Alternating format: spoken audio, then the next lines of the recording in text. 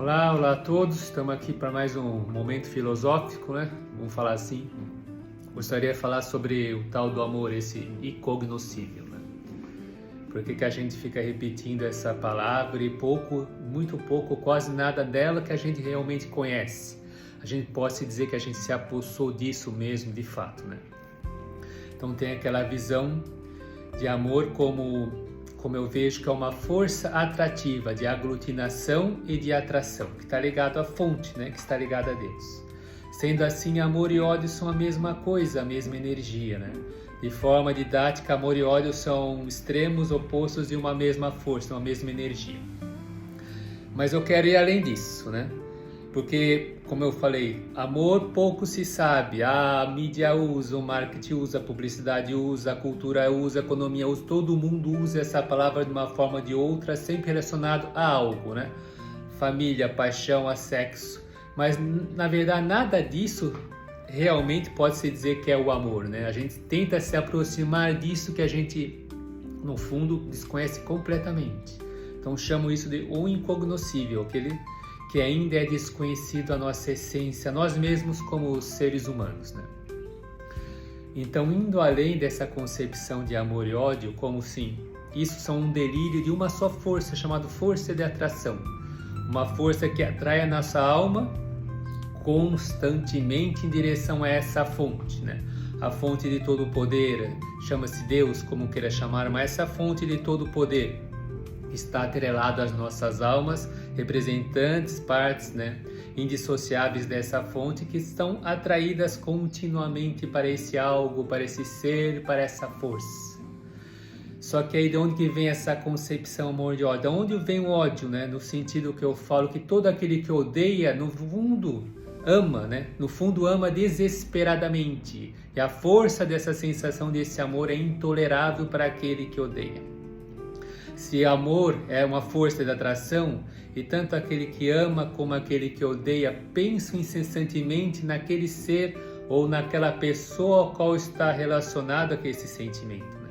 Aquele que odeia é obcecado por alguém, essa obsessão faz ele pensar ou ruminar naquela pessoa, naquela coisa, naquele ser, naquela instância, naquela situação, naquela empresa, incessantemente. Então, no fundo, aquele que odeia ama. E assim, também todo aquele que ama odeia. Você ama da mesma forma, na mesma intensidade como odeia, né? Então, no fundo, há só uma palavra, não há duas, né? É uma palavra chamada força de atração, falar assim.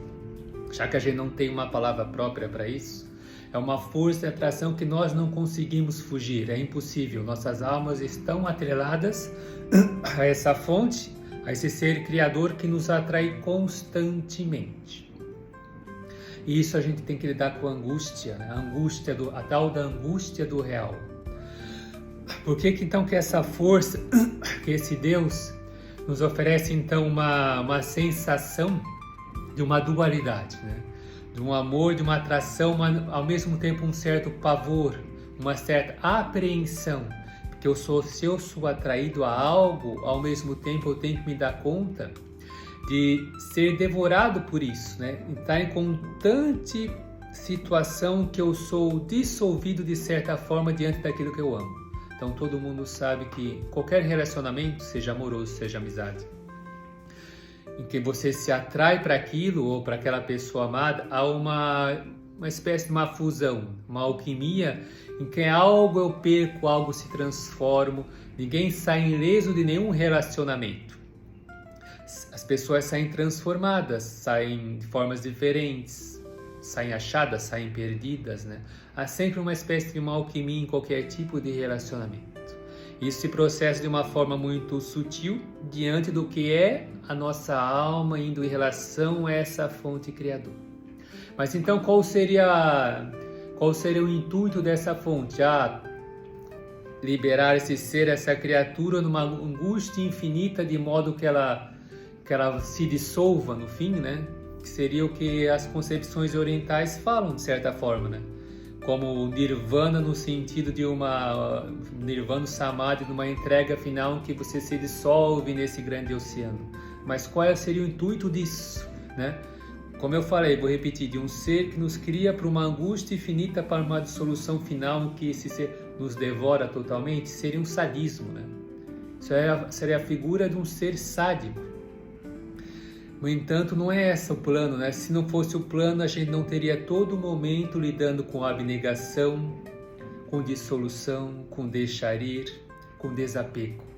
A vida sempre nos coloca numa situação de desapego. Tudo que você tem na mão, um dia sairá da sua mão, virará pó. Até a própria mão, até o corpo que sustenta aquilo que você está segurando vai se dissolver. Nada é nosso. Nem o corpo que nos leva para lá e para cá é nosso. É como a casa. Como a casa que você habita. Você habita nessa casa, você pode falar que é sua. Mas ela não é você, né? Ela não está ligada ao seu corpo. Um dia você terá que deixar ela, um dia ela se dissolverá. Assim como o corpo que você habita também. A gente sempre está num treinamento contínuo de desapego e abnegação. Sendo assim, essa fonte nos pede que ao lidar com ela e chegar perto dela, nós conseguimos sustentar o nosso eu sem se dissolver dentro dele, né? Como o tal do poeta que chegou e falou: ó você, ó incognoscível que se esconde pelas vielas da vida, pelas cantos que nunca se mostra, que nunca se vê, sempre brincando de esconde-esconde comigo. Lila, é sempre uma ironia, é sempre uma brincadeira. O que eu faço para te encontrar nessa angústia infinita, desse ser que não sai da minha mente, nem da cada célula do meu corpo? Como olhar para ti? Aí esse ser se vê, se ouve, né? E percebe. Ah, entendi. Se estiver em contato contigo, se você se jogar na minha frente, eu não aguentarei e me jogarei em seus braços e assim me dissolverei totalmente na sua essência. E não é isso que esse ser quer. Ele não quer que te devorar, ele não quer que você se dissolva nele. Mas que quando você se encontrar com esta fonte, cara a cara, frente a frente, você se sustente e não se dissolva. Não é um sadismo, não é um ser sádico que pede uma alfagia de você, da sua própria alma. Mas sim um despertar contínuo nosso de aprimoramento da nossa alma e sustentação, transformação, retransformação, lembra? Abnegação, desapego, uma reestruturação contínua de modo que a gente se sustente frente a essa força. Essa força, a atração continuamente nos leva, nossa alma, em direção a isso. Só que se eu não me preparar para essa estruturação, automaticamente estar em frente a esta fonte é ser puxado, devorado, engolido por ela, dissolvido, assim como falavam as concepções anti-orientais no passado. Talvez a vida era muito difícil, talvez a vida era extrema, em que a única saída que eles viam ou percebiam ou refletiam era uma dissolução total da angústia que sentiam. Porque o real tem angústia. A angústia de existir, a existência nos leva a uma angústia. Mas essa angústia tem que ser trabalhada, o contato com o real contínuo é trabalhar essa angústia, de modo que essa angústia vai nos transformando, retransformando, nos reestruturando, para que essa angústia, enfim, passe, né? E só existe o real, aquilo que é. Aí eu me encontro face a face, frente a frente, com aquilo que realmente é. Essa fonte, Deus, né? Como você queira imaginar, como você queira pensar. E nisso nos leva, ou me leva então, à concepção humana nessa reestruturação, porque se a humanidade quer dar um salto, né? Quer dar um crescimento, ela precisa sair das concepções infantis ao qual se coloca. Não é, amor e ódio. Aquele que odeia também está um passo do amor.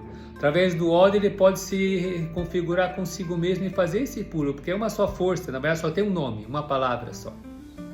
Para esse destino desse encontro fatídico com a gente mesmo, no fundo, com essa fonte, se a alma é parte dessa fonte, então é um encontro consigo mesmo.